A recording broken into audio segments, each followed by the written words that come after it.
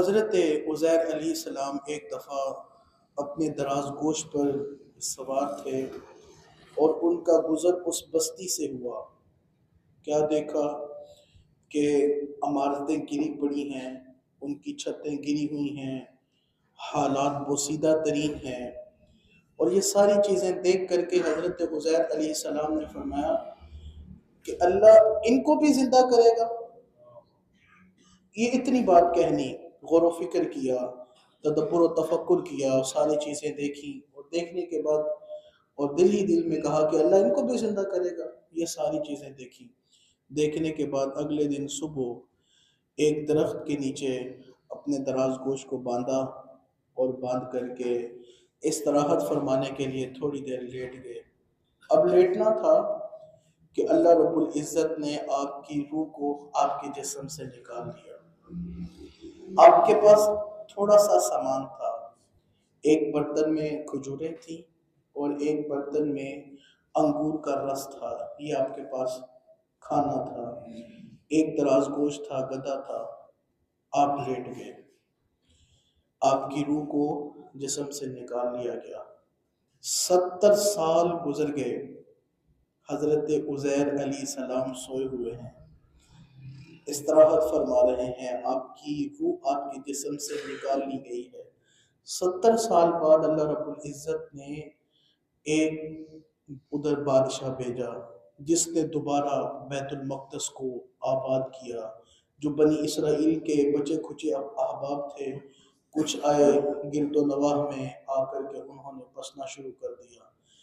30 سال اور بیت گئے، 70 اور 30، 100 سال ہو گئے۔ حضرت عزیر علیہ السلام آرام فرما رہے ہیں، جسم میں روح نہیں ہے۔ اب تو حالات یہ ہیں کہ ایک دن بدل کے دوسرے دن بھی ہم آئیں تو کچھ واقعات بدل جاتے ہیں۔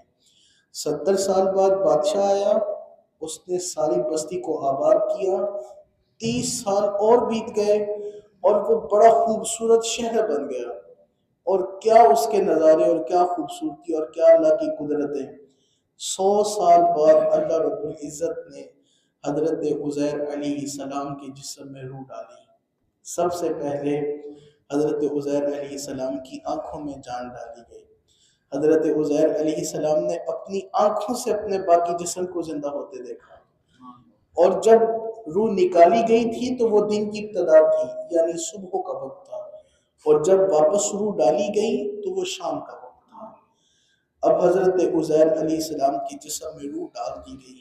اب اللہ نے پوچھا، اے عزیر بتاؤ نا ذرا کتنی دیر یہاں پہ ٹھہرے ہو، کتنی دیر رکے ہو؟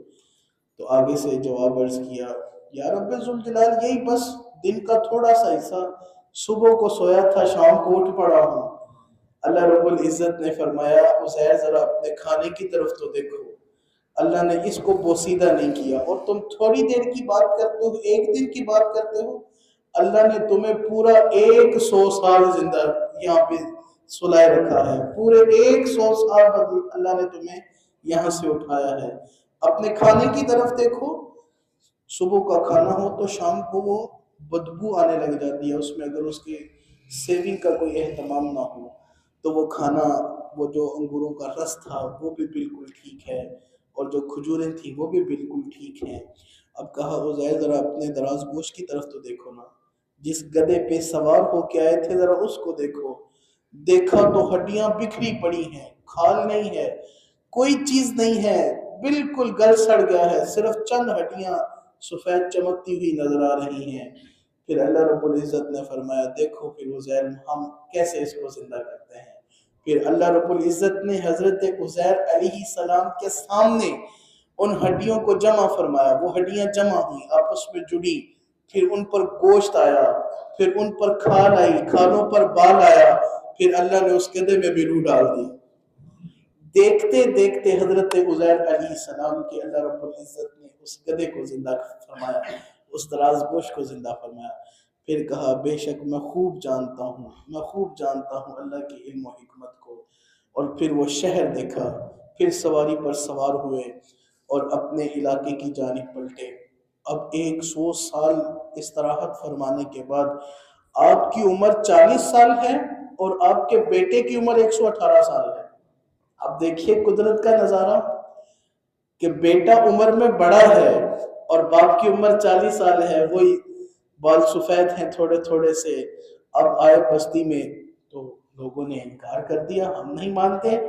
آپ کی ایک خادمہ تھی جو شروع میں آپ کے پاس تھی، وہ ابھی زندہ تھی، لیکن آنکھیں ان کی جو ہے وہ بالکل منہدم ہو گئی تھی، آنکھوں سے نور چلا گیا تھا، پاؤں معذور ہو گئے تھے۔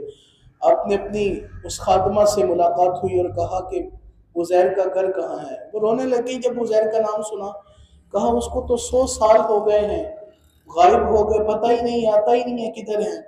کہا اچھا گھر تو یاد ہے، گھر کدھر ہے؟ ہاں گھر یاد ہے، گھر کدھر ہے، لیکن میں تو آنکھوں سے اندھی ہو گئی ہوں، پاؤں سے معذور ہو گئی ہوں۔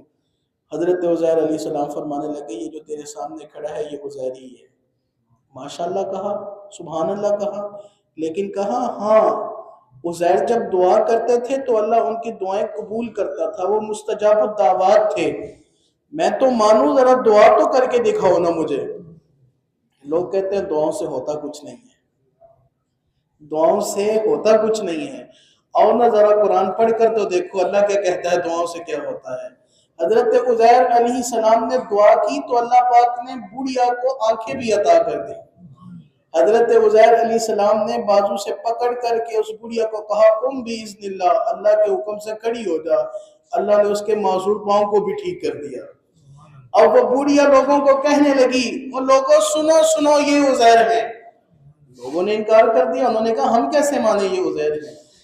مجمع جمع ہو گیا، پھر حضرت عزیر علیہ السلام کے وہ بیٹے، میں پھر کہنے لگا ہوں باپ کی عمر 40 سال ہے، بیٹے کی عمر 118 سال ہے، یہ قدرت دیکھنی ہو تو اللہ کی قدرت یہ بھی موجود ہے۔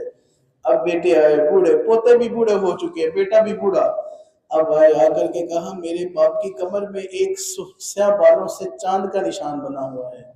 کمر سے وہ کپڑا ہٹایا گیا تو وہ سیاہ نشان تھا بالوں کا، چاند کا۔ اور پھر لوگوں نے کہا کہ ہمارے ہاں تورات کا نسخہ ہی ختم ہو گیا ہے، اگر یہ اللہ کے نبی ہیں تو ان کو تورات بھی تو آتی ہوگی نا۔ بالکل تورات کا کسی کو ایک لفظ بھی یاد نہیں تھا۔ حضرت عزیر علیہ السلام کو ساری کی ساری تورات یاد تھی۔ حضرت عزیر بولتے گئے اور لوگوں نے لکھنا شروع کر دیا، اب وہ کتاب بھی مکمل ہوئی۔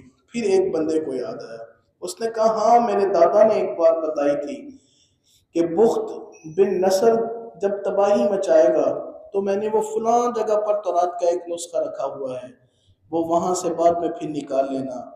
وہ جناب گئے، جانچ پڑتال کی، وہ نسخہ نکالا، وہ نسخہ نکال کر یوں سامنے رکھا۔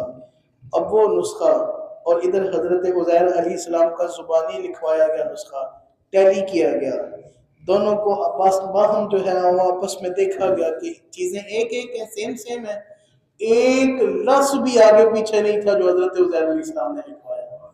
پھر لوگوں نے تسلیم کیا کہ یہ اللہ کی قدرت ہے کہ اللہ رب العزت جیسے چاہے باپ کی عمر 40 سال اور بیٹے کی عمر 118 سال میں فرما سکتا ہے۔ تو اس آیت مبارکہ میں حضرت عزیر علیہ السلام کے اس واقعے کو بیان کیا گیا ہے۔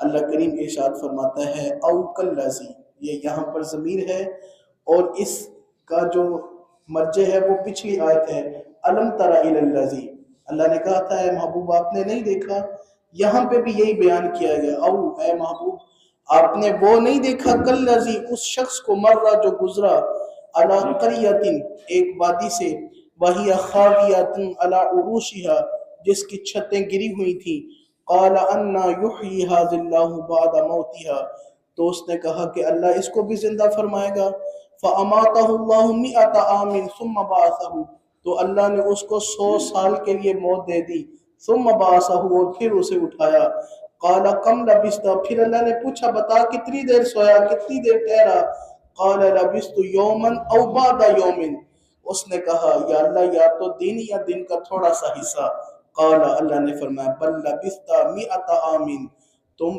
100 سال یہاں پر سوئے ہو، فانظر الی طعامک دیکھو نا ذرا اپنے کھانے کی طرف، وشرابک اور دیکھو ذرا اپنے اس مشروب کی طرف، لم یتسنہ کہ اس میں بدبو بھی نہیں پیدا ہوئی، وانظر الی حمارک دیکھو اپنے گدھے کی طرف، وَلِنَجْعَلَكَ آیَةً لِلنَّاسِ اور ہم نے آپ کو بنایا نشانی لوگوں کے لیے، وانظر الی العظام اور دیکھو کیسے ہڈیاں کیف ننشزها اللہ ان کو جمع کرتا ہے، ثم نقصوها لحما پھر کیسے اللہ ان ہڈیوں پر گوشت چڑھاتا ہے، فلما تبین له پس جب اس پر واضح ہو گئی یہ ساری چیزیں، قال اس نے کہا عالم میں جانتا ہوں، خوب جانتا ہوں، ان اللہ علی کل شیء قدیر بے شک سونا رب ہر چیز پر قادر ہے۔